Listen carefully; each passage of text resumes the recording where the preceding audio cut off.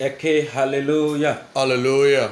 Eke hallelujah. Hallelujah. Ọmọgbàlàké hallelujah. Hallelujah. Jehovah. Mímọ́.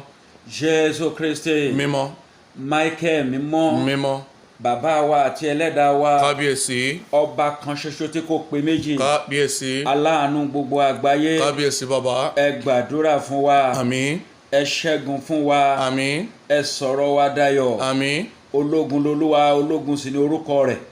Nítorí ìdí èyí gbogbo ogun ayé wa ẹ jẹ́ kó jóná. Àmín Jésù. Ogun ayé wa ẹ jẹ́ kó kúrò. Àmín Jésù. Ẹ fọkàn wa balẹ̀. Àmín. Ẹ jẹ́ ká rí ohun rere gbé ṣe. Àmín. Jésù Olúwa wa. Àmín. Àmín. Àmín ní orúkọ Jésù Kristi. Mo kí àwọn ọmọ Ọlọ́run pé ẹ káàárọ̀ lẹ́ẹ̀kan sí. I say good morning to the children of God. Mo kí wọn pé a kú ojúmọ́ òwúrọ̀ yìí. I welcome you into this new day. Mo gbàdúrà pé ní orúkọ Jésù Olúwa yóò ṣẹ́gun fún wa. I pray that the Lord shall make us victorious. Mo gbàdúrà pé ní orúkọ Jésù Olúwa yóò tẹ ogun ayé wa bá. I pray that the Lord shall mount upon all Mo our pe àkọlé problems. yìí tí ń ṣe àdúrà àárọ̀ yìí. Attack today's prayers Mo pè ní páńpẹ́ Olúwa. as the trap of the Lord. Páńpẹ́ Olúwa. The trap of the Lord. Páńpẹ́ Olúwa. The trap of the Lord. Páńpẹ́ Olúwa eléyìí yàtọ̀ sí páńpẹ́ ènìyàn. The trap of the Lord is different from the trap of Kì í ṣe man. páńpẹ́ ènìyàn. It's not the trap of man, Ṣùgbọ́n páńpẹ́ Olúwa. but the trap of the Lord. Máa kọrin kan nísinsìnyí. I'll sing a song right now. Gbàbẹ̀ lọ tú mi sílẹ̀ Jésù. Gbàbẹ̀ lọ tú mi sílẹ̀. Gbàbẹ̀ lọ tú mi sílẹ̀ Jésù. Gbàbẹ̀ lọ tú mi sílẹ̀. Ibi tẹ̀ṣẹ̀ dè mí mọ́ o Jésù nìkan ló mọ̀ bẹ́ẹ̀. Gbàbẹ̀ lọ tú mi sílẹ̀. Óyá óyá. Gbàbẹ̀ lọ tú mi sílẹ̀. Jésù. Gbàbẹ̀ lọ tú mi sílẹ̀. Ibi tẹ̀ṣẹ̀ dè mí mọ́ o Jésù nìkan ló mọ̀ bẹ́ẹ̀. Gbàbẹ̀ lọ tú mi sílẹ̀. Ẹ ké hallelujah. Hallelujah. Wàá rí i pé orin yẹn yàtọ̀. You see that the song is Kì í different. ṣe pé ibi tí ayé dè mí mọ́. This is not where the enemies has Kì í ṣe tied pé me. ibi tí ọ̀tá dè mí mọ́. This is not where the enemies has trapped Ṣùgbọ́n ibi me. tí ẹ̀ṣẹ̀ dè mí mọ́. But where sin has trapped me, Kí Olúwa kó lọ síbẹ̀ kó tú mi sílẹ̀. that the Lord should deliver me. Mo fẹ́ lọ sínú ìtíṣe ìwé mímọ́ báyìí. I want you to go into the scripture right Mo fẹ́ lọ now. sínú ìtíṣe ìwé Jeremáyà. I want to go into the book of Jeremiah. Ìtíṣe Jeremáyà orí ọgọ́ta. Jeremiah chapter 50, Ẹsẹ̀ ìkẹrìnlélógún. verse 24. Jeremáyà orí ọgọ́ta. Jeremiah chapter 50, Ẹsẹ̀ ìkẹrìnlélógún. verse 24. Ó ní èmi ti kẹ́ okùn fún wọn. I have made a trap for them, A sì mú ọ. and it has trapped them. Ìwọ Bábélì. You city of Babel, Ìwọ kò sì mọ̀ ọ́. you did not know, A rí ọ. you have been seen, A sì mú ọ pẹ̀lú. and we have trapped you Nítorí pé ìwọ ti bá Olúwa jà. because you have fought with the Lord. Ó màmá ṣé o ti bá Olúwa jà? Have you fought with the Lord, mother? Bàbá ṣé o ń bá Olúwa jà? Father, are you fighting with the Lord? Kí ni Olúwa ṣe fún ọ tó o fi ń bá jà? What has the Lord done to you that it makes you fighting? Bàbá kí ni Olúwa ṣe fún ọ tó o fi ń bá jà? Why are you fighting with the Lord? Ta ló fẹ́ parí ìjà ìwọ àti Ọlọ́run? Will we end the dispute between you and the Lord? Ǹjẹ́ ènìyàn lè bá Ọlọ́run jà bí? Can one fight the Lord? Ṣé ènìyàn lè bá Ọlọ́run jà kó borí? Can one fight the Lord and be victorious? Kí ni Olúwa Ọlọ́run ṣe fún ọ What has the Lord done to tó you o fi ń bá Ọlọ́run jìjàkadì? that is making you fight a war with the Lord? Nínú Bíbélì Jákọ́bù bá ti ṣe áńgẹ́lì jìjàkadì. In the Bible, Jacob fought an angel, A sì yí orúkọ rẹ̀ padà and his name was sí changed Ísírẹ́lì. to Israel. Ṣùgbọ́n Jákọ́bù ti kọ́kọ́ ronúpìwàdà náà. But Jacob has repented already Kó tó di pé ó bá ti ṣe àwọn áńgẹ́lì yìí jìjàkadì. before he fought with the A sì yí angel, orúkọ rẹ̀ padà sí Ísírẹ́lì. and his name was changed to Israel. Ṣùgbọ́n ìjẹ́ ìrẹ́ ronúpìwàdà bí? But you, have you repented from your evil ways? Ìjẹ́ ìrẹ́ ronúpìwàdà bí? Have you repented from your evil Pé ways? ìrẹ́ yan Ọlọ́run lódì. Because you're keeping malice with the Lord. Ìrẹ́ yan Ọlọ́run lódì. You're keeping malice with the Lord. A lè kí ènìyàn You might greet man, tàbí ká dá ènìyàn lóhùn tó bá kí wa. or maybe answer when you respond Ṣùgbọ́n back kó to má their dé inú greetings. wa. But when you, from your mind, it is not satisfactory to you. Ṣé Ọlọ́run ni kó bẹ̀ ọ́ ni? Is it the Lord who is going to beg you, Àbí ìrẹ́ ni kó bẹ̀ Ọlọ́run? or you should beg the Lord? Ṣé o gbàgbé ìrìn àjò oṣù mẹ́sàn-án nínú ìyá rẹ bí? Have you forgotten the journey of 9 months in your mother's womb? Kí ló dé tó fi ń bá Ọlọ́run jìjàkadì? Why are you fighting with the Lord? Kí ló dé tó fi ń bá Ọlọ́run yan odi? Why are you keeping malice with the Lord? Ta ló dá ọ? Who created you? Ta ló dá ojú rẹ? Who created your eyes? Ta ló dá imú rẹ? Who created your nose? Ta ló dá ẹnu rẹ? rẹ? Who created your Ta mouth? ló dá ọkàn rẹ? Who created your heart? Àti gbogbo ara rẹ? And all parts of your body. Ìrẹ́ gbàgbé bí Have you forgotten nínú ìrìn àjò oṣù mẹ́sàn-án nínú ilé ìyá rẹ, that while you were in your mother's womb, oúnjẹ ọ̀fẹ́ ló ń jẹ, you ate free food, omi ọ̀fẹ́ ló ń mu, free water, mímí rẹ lọ sókè sódò ọ̀fẹ́ ni, your breathing was free? àga ìjókòó Olúwa tí ó jókòó nínú ìyá rẹ ọ̀fẹ́ ni, The seat you were sitting there was free, ó sì ń bá Ọlọ́run jà, and you're still fighting with the Lord. ó sì ń bá Ọlọ́run jà. And you're still fighting with the Nígbà Lord. tó wà nínú ìyá rẹ, While you were in your mother's womb, Olúwa kò gbà kí ibi kó borí rẹ, did not allow any evil to befall you, Olúwa kò gbà kí àwọn àjálù ibi kó borí did rẹ. not allow sudden death to be your portion. Bí ọ sọnù sínú ṣáláńgá, You were not given birth and thrown away. sọ ẹ́ di ẹ̀jẹ̀ lásán kó kàn ṣàn dànù You were lásán. not wasted as a blood. Oúnjẹ tó bá wù ọ́ The food you wanted ní ó wù ìyá rẹ. will be what your mother wants. Ìhòhò ló wà nínú ìyá rẹ. You were naked in your mother's womb, Ṣùgbọ́n Olúwa fi ilé ọmọ ìyá rẹ ó fi bò ọ́ kí òtútù kó má ṣe mú ọ. but it covered you with the womb so you wouldn't have cold. Ó dé ilé ayé tán, You got to the world, ó wà lójú kan. you were stagnant in the Níbi tí wọ́n bá position. gbé ọ sí tán tẹ́ ọ sí ló wà. Wherever you are, that's where you'd be. Lọ́gán ó bẹ̀rẹ̀ sí ní jókòó, From there, you started sitting, ó bẹ̀rẹ̀ sí ní rákòrò, then you started crawling, ó bẹ̀rẹ̀ sí rìn, then you started walking, ó wá lọ́gbọ́n lórí tán, then you had a brain of ó sì yours, bẹ̀rẹ̀ sí ní yan Ọlọ́run lódì. and then you started keeping Ó malice with the lọ́gbọ́n Lord. lórí tán, You had a sense ó of your bẹ̀rẹ̀ sí own, gbéraga sí Ọlọ́run. then you become Ó proud. lọ́gbọ́n lórí tán, You had a sense of your ó own, bẹ̀rẹ̀ sí ní ṣe kọ́ńtákọ́ńtá sí Ọlọ́run. then you started threatening the Lord, Ẹlẹ́dàá rẹ, your creator, ẹni tó dá ọ, he that created ẹni you, tó mọ̀ ọ́, that molded ó mọ you. ọwọ́ ọ̀tún yàtọ̀ sí ọwọ́ òsì tán. You knew the difference between the right and the left. Ìgbéraga wá gbé ọ wọ̀. Then pride became your garment. Ìgbéraga wá gbé ọ wọ̀. Then pride became your garment. Èé ṣe tó o fi ń yan òdì pẹ̀lú Ọlọ́run. Why are you keeping malice with the Lord? Èé ṣe tó o fi ń bá Ọlọ́run jà. Why are you fighting with the Lord? Ó ń bèèrè pé báwo ló ṣe ń yan Ọlọ́run lódì. Are you asking that? How are you fighting with the Lord? Màá ṣàlàyé díẹ̀ fún ọ. I would explain a little to Ó you. bẹ̀rẹ̀ sí ní sọ nínú ọkàn rẹ. You started saying in your heart, Àwọn tí mo ti jù lọ,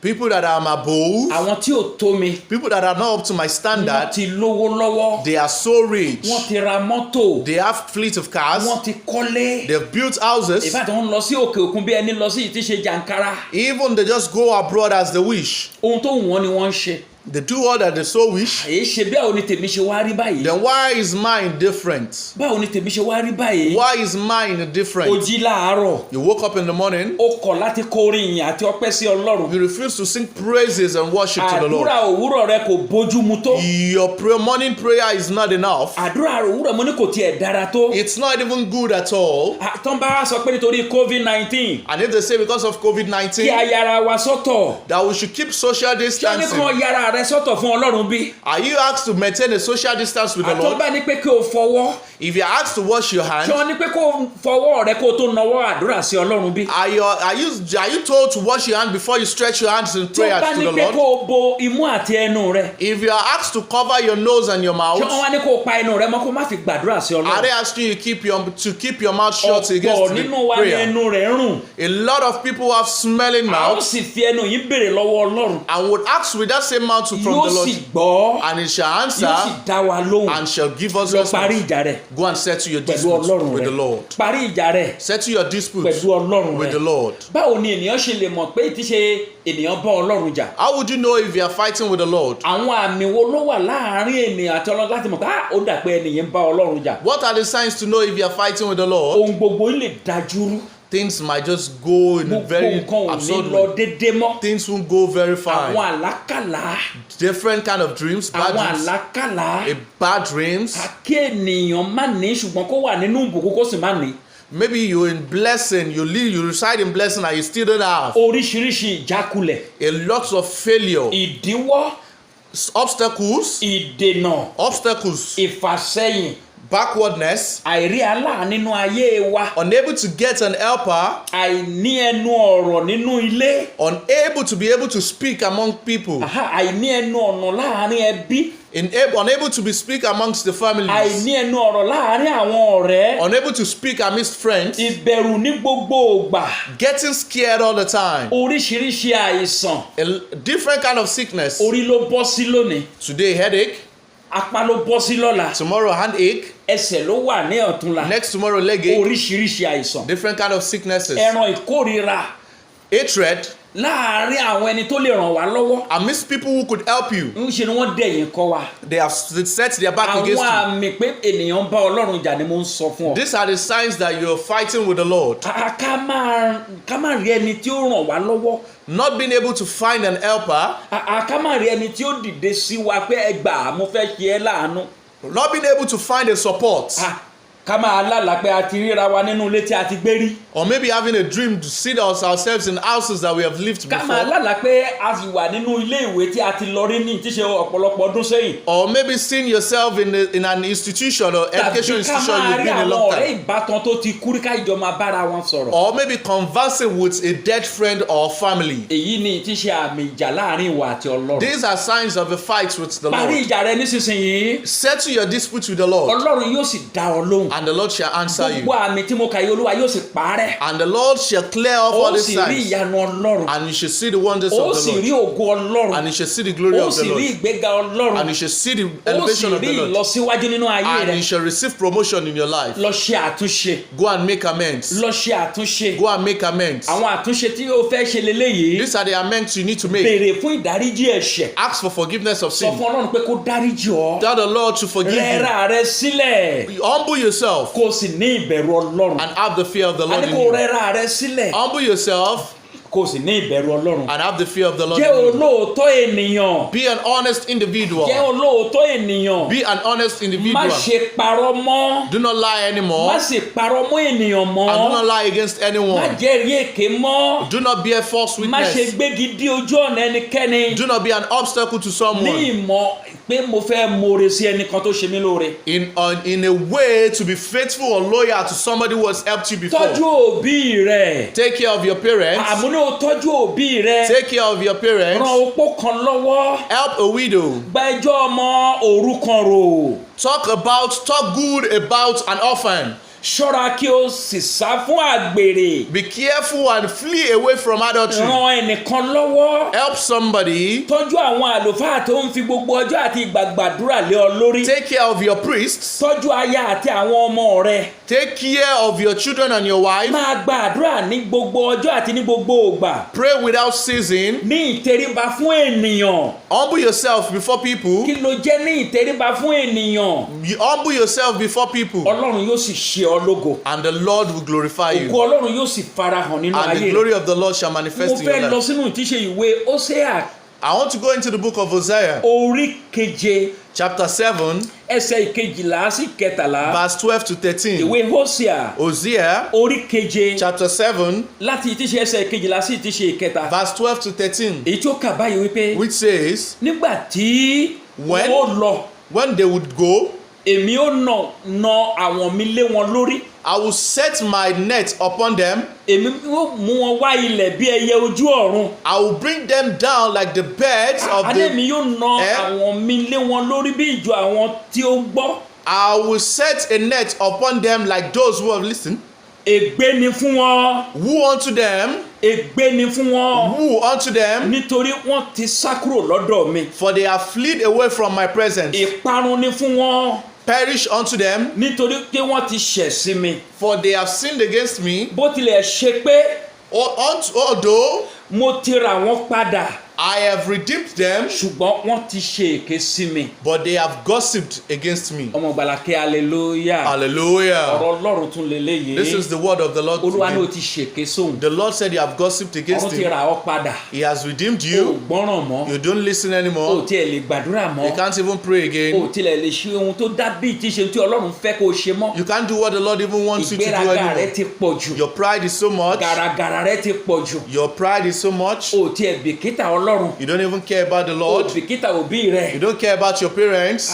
o jẹ́ lọ parí ìjà pẹ̀lú You Ọlọ́run. better go and end your disputes with the má yan Lord. Ọlọ́run lódì mọ́. Do not keep malice with the Lord má yan anymore. Ọlọ́run lódì Do not mọ́. keep malice with the Lord kí Ọlọ́run anymore. kó lè dá ọ lóhùn. So the Lord can kí answer you. ayọ̀ rẹ kó lè pọ̀. So you can get enough kí joy. ògo rẹ kó lè bú jáde. So your glory can kí manifest. ìyanu Ọlọ́run kó lè ṣẹlẹ̀ sí ọ. So the wonders of God can happen àdúrà to mi you. rè ní òwúrọ̀ My yìí. prayer is this morning. gbogbo ibi tó o ti ṣubú níwájú Ọlọ́run. Anywhere you have fallen before the Lord, kí Ọlọ́run kó dáríjì the ọ́, Lord should forgive kí you. Ọlọ́run kó dáríjì The Lord ọ́, should forgive kí you. Ọlọ́run kó dáríjì The ọ́. Lord should forgive A ó you. lọ sínú àdúrà báyìí. We'll go into the prayer Mo right sì now, fẹ́ kó gba àdúrà yìí pẹ̀lú mi. and I want you to pray this prayer with Tó o me. bá mọ̀ nítòótọ́ pé bóyá o fẹ́ rí ojú rere Ọlọ́run, If truly you want to receive the favor of the lọ Lord, parí ìjà pẹ̀lú go Ọlọ́run. and end disputes Kí with o the sì Lord. gba àdúrà yìí pẹ̀lú mi. And pray this prayer along with Àdúrà me. àkọ́kọ́ The rèé. first prayer is this. Olúwa, Oh Lord, dáríjì mi, forgive me kí o sì fi ọwọ́ àánú rẹ fà mí mọ́ra. and stretch your hand of mercies Wàá pe toward me. Olúwa. You say, Oh Lord, Dáríjì mi, forgive kí o me, sì fi ọwọ́ àánú rẹ fà mí mọ́ra. stretch your hand of Ó mercy yá pé Olúwa towards me. nísinsìnyí kó sọ dé àdúrà. Now shout the Lord, I'm Olúwa, sorry to pray. Oh Lord, dáríjì mi, forgive kí o sì me fi ọwọ́ àánú rẹ fà mí mọ́ra. and stretch your Dáríjì mi, mercy unto kí o me. sì fi ọwọ́ àánú rẹ fà mí mọ́ra. Forgive me and stretch your Olúwa, hand of mercy dáríjì to me. mi, Oh Lord, forgive kí o sì me fi ọwọ́ àánú rẹ fà and mí mọ́ra. stretch your hand of mercy Olúwa, unto dáríjì me. mi, Oh Lord, forgive kí o sì me fi ọwọ́ àánú rẹ fà mí and mọ́ra. stretch your hand of mercy Jésù unto me.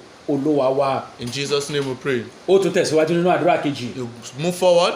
Ó sọ pé gbogbo àṣìṣe ayé mi Say, every mistakes of my life, kó jóná pátápátá. let them burn to ashes right Gbogbo now. àṣìṣe ayé mi Every mistakes of my kó life, jóná pátápátá. let them burn to ashes. Gbogbo àṣìṣe ayé mi Every mistakes of my kó life, jóná let them pátápátá. burn to Pé ashes. Jehovah Jésù Kristi Michael kó sọ́ dé àdúrà. Shout Jehovah, Jesus, only Jehovah and only Michael and pray. Ó sọ fún Ọlọ́run. You tell the Lord, Gbogbo àṣìṣe ayé mi. every mistakes of my life, let them burn to Ó yá ashes. gbóhùn sókè. Now raise up your voice.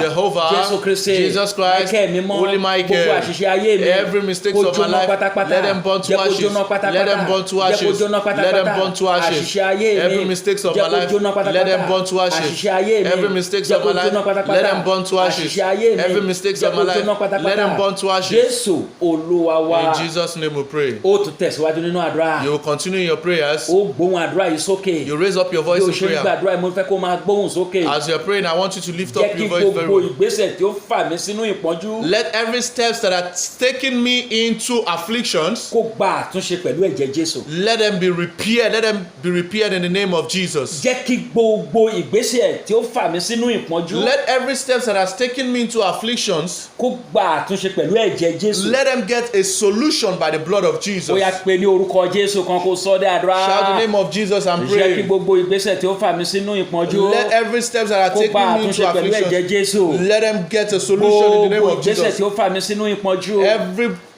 mistakes that has taken me into afflictions, kó gba àtúnṣe let them get a pẹ̀lú solution ẹ̀jẹ̀ Jésù. by the blood of Gbogbo Jesus. ìgbésẹ̀ tí ó fà mí sínú ìpọ́njú Every mistakes that has taken me into kó gba afflictions, àtúnṣe let them get a pẹ̀lú ẹ̀jẹ̀ solution Jésù. by the blood Pẹ̀lú of ẹ̀jẹ̀ Jesus. Jésù. By the blood of Pẹ̀lú ẹ̀jẹ̀ Jesus. Jésù. By the blood of Gbogbo Jesus. ìgbésẹ̀ tí ó fà mí sínú ìpọ́njú Every steps that are taking me into afflictions, gba get a àtúnṣe. solution. Gba àtúnṣe. Get a solution. Gba àtúnṣe. Get a solution. Gba àtúnṣe. Get a solution. Gba àtúnṣe. Get a solution. Gba àtúnṣe. Get a solution. Gba àtúnṣe. Get a Gba àtúnṣe solution. pẹ̀lú Get a ẹ̀jẹ̀ solution by the blood of Jésù. Jesus. Jésù Olúwa In Jesus' wa. name we pray. Ó tún tẹ̀síwájú nínú àdúrà. Move forward in Sọ prayers. pé gbogbo ìwà agídí mi Every act of stubbornness in me tí kò jẹ́ kí n rí ohun gidi ṣe that has caused me not to find good things, kó jóná.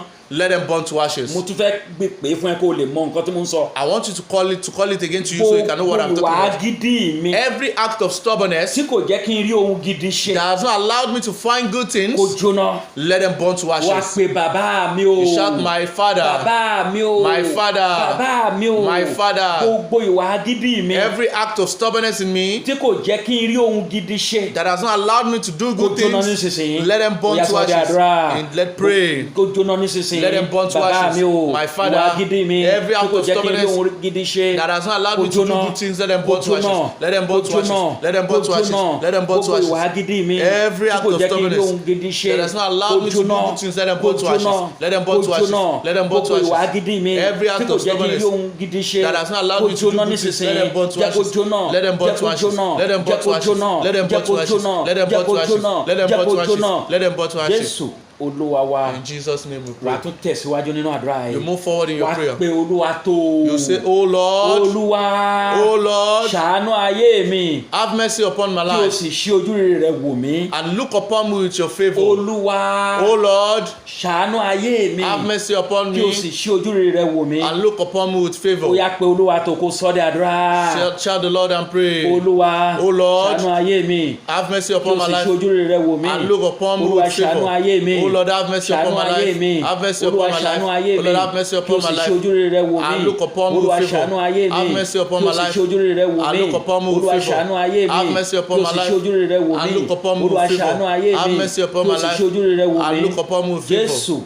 Olúwa wa. In Jesus' name we pray. Wàá tún tẹ̀síwájú. You move forward Wàá again. tún lanu gbòòrò. You open your Wàá mouth. tún gba àdúrà yìí. You shout this prayer. Àdúrà yìí tiẹ̀ ṣe pàtàkì tó fẹ́ gbà This yìí. prayer is very important. Wàá sọ fún You Ọlọ́run tell the Lord, pé Olúwa. Oh Lord, Mo kọ ìbáṣepọ̀ èṣù. I reject every relationship with Satan Mo sì padà sí ọ̀dọ̀ Ọlọ́run mi. and I get back to you, my Lord. Mo kọ ìbáṣepọ̀ èṣù. I reject every Mo sì relationship with padà Satan sọ́dọ̀ Ọlọ́run mi. and I come back to you, my Ó Lord. yá pé Olúwa kó sọ dé àdúrà. Shout the Lord and pray. Olúwa. Oh Mo Lord, kọ ìbáṣepọ̀ èṣù. I rebuke every relationship with Mo sì Satan padà sọ́dọ̀ Ọlọ́run mi. and I come back to Mo you, kọ my Lord. ìbáṣepọ̀ èṣù. I rebuke every relationship Mo with sì padà Satan sọ́dọ̀ Ọlọ́run mi. and I come back to you, Mo my kọ Lord. ìbáṣepọ̀ èṣù. I rebuke every Mo sì satanic padà sọ́dọ̀ relationship Ọlọ́run mi. and I come back Mo to you, kọ my Lord. ìbáṣepọ̀ èṣù. I rebuke Mo every sì satanic padà sọ́dọ̀ Ọlọ́run mi. relationship and I come back to Mo you, my padà Lord. sọ́dọ̀ Ọlọ́run I mi. come back to you, Mo my padà Lord. sọ́dọ̀ I Ọlọ́run mi. come back to you, Mo my padà Lord. sọ́dọ̀ I Ọlọ́run come mi. back to you, Mo my padà Lord. sọ́dọ̀ I Ọlọ́run mi. come back to you, Mo my padà Lord. sọ́dọ̀ I Ọlọ́run mi. come back to you, Mo my padà Lord. sọ́dọ̀ I Ọlọ́run mi. come back to you, Mo my padà Lord. sọ́dọ̀ I Ọlọ́run come mi. back to you, Mo my padà Lord. sọ́dọ̀ I Ọlọ́run come mi. back to you, my Lord. Jésù Olúwa In wa. Jesus' name we pray. Wàá gbàdúrà lẹ́ẹ̀kan sí. You pray once again Agbára that every powers, tó yí orúkọ Jákọ́bù padà. the power that changed the name of Yí Jacob, orúkọ mi padà change my name sí ẹni ayọ̀ àti ìbùkún. to a person of joy and Nínú blessing oṣù yìí. in this month. Ó yá wàá pe Jehovah. You shout Jehovah. Wàá pe Jésù Kristi. You shout Jesus Wàá pe Christ. Michael Then you mímọ́. shout Holy Michael. Agbára tó yí orúkọ Jákọ́bù padà. The power that changed the name of Yí Jacob. orúkọ mi padà Change my sí name ẹni ayọ̀, to a person of joy, sí ẹni to a ìbùkún person of blessing nínú oṣù in yìí. this month. Agbára tó yí orúkọ Jákọ́bù padà The power that changed the Yí name orúkọ of mi padà. Jacob, change my name sí ẹni ayọ̀ to a person of àti joy ẹni ìbùkún and a person of nínú blessing oṣù yìí. in this month. Agbára tó yí orúkọ The Jákọ́bù power padà. that changed the name Yí of orúkọ mi Jacob, padà. change my Yí name, orúkọ mi padà. change my name, Yí orúkọ mi padà. change my name Sẹ́ni ayọ̀ to a person of àti joy sẹ́ni ìbùkún and a person of nínú blessing oṣù yìí. in this month. Agbára tó yí orúkọ Jákọ́bù padà. The power that changed Yí the name of orúkọ mi Jacob, padà. change my Yí name, orúkọ mi padà. change my name Sẹ́ni ayọ̀ to a person of àti joy sẹ́ni ìbùkún and a person of nínú blessing oṣù yìí. in this month. Jésù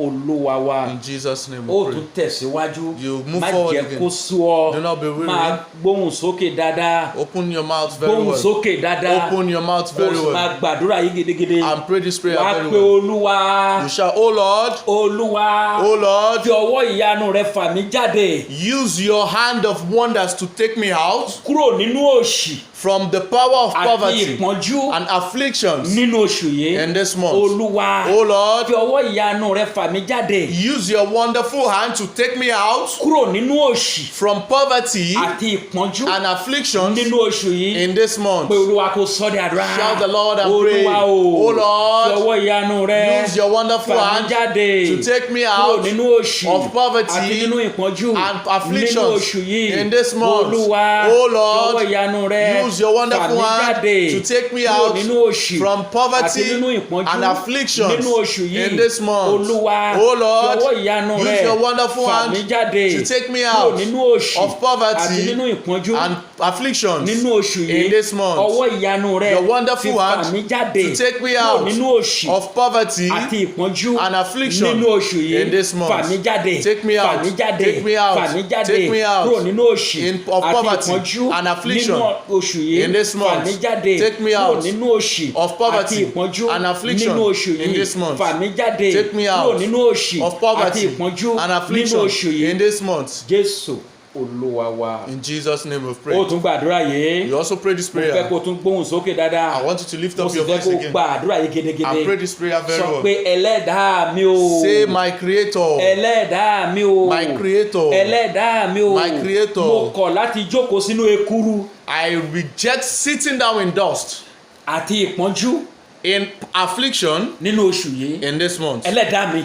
My creator, Mo kọ̀ láti jókòó sínú ekuru I refuse to sit in dust àti ìpọ́njú and affliction nínú oṣù yìí. in this month. Ó yá pariwo tó kó pe ẹlẹ́dàá rẹ kó sọ dé àdúrà. Shout, my creator, and Ẹlẹ́dàá mi pray. o. My Mo kọ̀ láti creator, jókòó sínú I ekuru refuse to sit in àti dust ìpọ́njú and nínú affliction oṣù in yìí. this month. Mo kọ̀ láti jókòó sínú ekuru I refuse to sit àti in dust ìpọ́njú and nínú affliction oṣù yìí. in this month. Ẹlẹ́dàá mi o. My creator, Mo kọ̀ láti jókòó sínú I ekuru refuse to sit àti in ìpọ́njú dust and nínú affliction oṣù yìí. in this month. month. Mo kọ̀ láti jókòó I refuse to sínú sit èkúrò in dust àti ìpọ́njú and affliction nínú oṣù this yìí. month. Mo kọ̀ láti jókòó sínú I refuse to sit in dust and affliction this month. I refuse. I refuse. I refuse. I refuse. I refuse. I láti refuse jókòó sínú èkúrò to sit in àti dust ìpọ́njú and nínú affliction oṣù yìí. this month. Ẹlẹ́dàá mi mo kọ̀. My Creator, I refuse. I refuse. I refuse.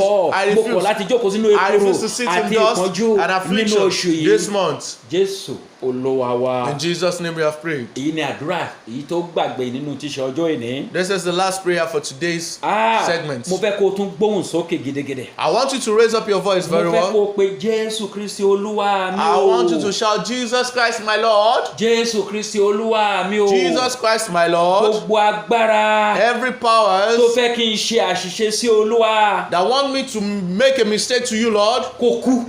should die.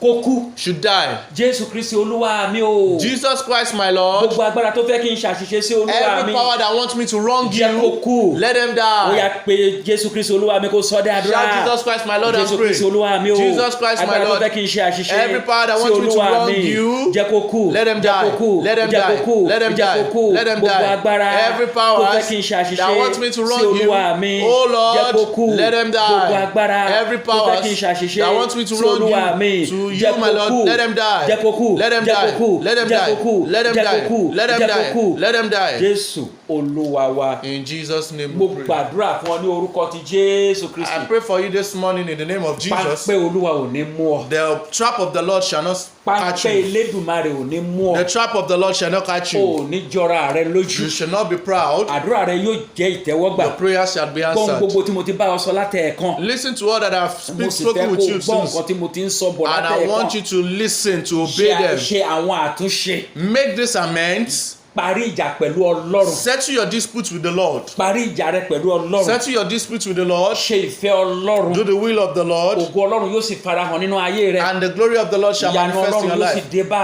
ẹ. The wonders of the Lord A shall ó be your sì rí portion. ògo Ọlọ́run nínú ayé rẹ. And we shall see the beauty of the Lord in Ìbùkún you. Ọlọ́run yóò sì máa tẹ̀lé ọ kiri. And the blessings of the Lord shall follow you Agbára back. Ọlọ́run yóò sì ṣíji bọ̀ The ọ́. power of the Lord shall come upon you. Ògo Ọlọ́run yóò sì máa wà lórí rẹ.